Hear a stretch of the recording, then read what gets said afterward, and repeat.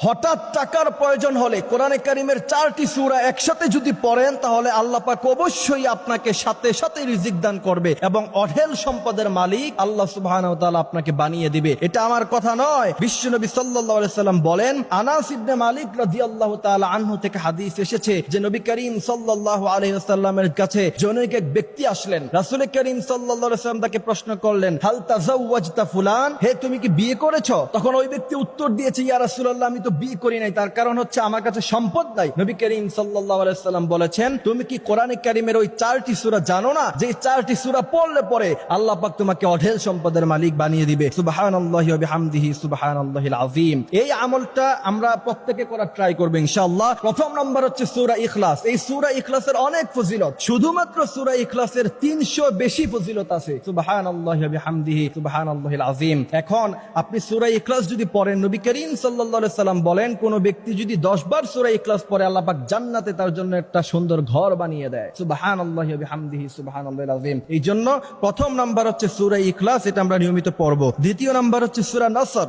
নবী করিম সাল্লাল্লাহু আলাইহি সাল্লাম বলেছেন, ইদা জা নাসরুল্লাহি ওয়াল ফাth ওয়া রাআইতান নাস ইয়াদখুলুনা ফি দীনিল্লাহি আফওয়াজা ফাসাব্বিহ বিহামদি রাব্বিকা ওয়াস্তাগফির। নবী বলেছেন যে এই সূরাতুন নসর হলো গোটা কোরআনে কারীমের 4 ভাগের 1 ভাগ। সুবহানাল্লাহি ওয়া বিহামদিহি সুবহানাল্লাহিল আযীম। তৃতীয় নাম্বার হচ্ছে সূরা কাফিরুন, কুল ইয়া আইয়ুহাল কাফিরুন লা আ'বুদু মা তা'বুদুন ওয়া লা আনতুম আ'বিদুনা মা আ'বুদ ওয়া লা আনা আ'বিদুম মা আ'বাদতুম ওয়া লা আনতুম আ'বিদুনা মা আ'বুদ লাকুম দীনুকুম ওয়ালিয়া দীন। এবং এই সূরাটা অবশ্যই আমরা শুদ্ধ করে পড়ব, সূরা কাফিরুন। তারপর 4 নাম্বার হচ্ছে সূরাতু জিলজাল। নবী করিম সাল্লাল্লাহু আলাইহি ওয়াসাল্লাম বলেছেন, সূরাতু জিলজাল হলো গোটা কোরআনে কারীমের 2 ভাগের 1 ভাগ। সুবহানাল্লাহি ওয়া বিহামদিহি সুবহানাল্লাহিল আযীম। সুতরাং প্রথম নাম্বার হলো সূরা ইখলাস, দ্বিতীয় নাম্বার হলো সূরা নসর, তৃতীয় নাম্বার হলো সূরা কাফিরুন, চতুর্থ নাম্বার হচ্ছে সূরা জিলজাল। প্রথমে আপনি 2 রাকাত সালাতুল হাজাত নামাজ পড়বেন, তারপরে 4টা সূরা একসাথে পড়বেন, এরপরে আস্তাগফিরুল্লাহ রাব্বি মিন কুল্লি যামবি ওয়া আতুবু ইলাইহি লা হাওলা ওয়া লা কুওয়াতা ইল্লা বিল্লাহিল আলিয়্যিল আযীম। দুরূদ ইব্রাহিম পড়বেন অথবা সাল্লাল্লাহু আলাইহি সাল্লাম পড়বেন। তার কারণ হচ্ছে নবী বলেছেন, মান সাল্লা আলাইয়া ওয়াহিদাতান সাল্লাল্লাহু আলাইহি আশারা। কোন ব্যক্তি যদি একবার বিশ্বনবীর উপরে দুরূদ পড়ে,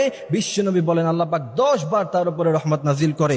এরপরে যদি আপনি আমলটা করার পরে আল্লাহ পাকের কাছে চাইতে পারেন, আল্লাহ বলেন, ইন্না রাব্বাকা ইয়াবসুতুর রিজকা লিমান ইয়াশা ওয়া ইয়াকদির। আমার কাছে অজস্র আছে, অসংখ্য আছে, তুমি কত চাও আমি আল্লাহ তোমাকে দিয়ে ভরপুর করে দিব। এই জন্য আমরা অবশ্যই এই আমলটি করব ইনশাআল্লাহ। আল্লাহ পাক আমাদেরকে আমলটি করার তৌফিক দান করুক, আমিন।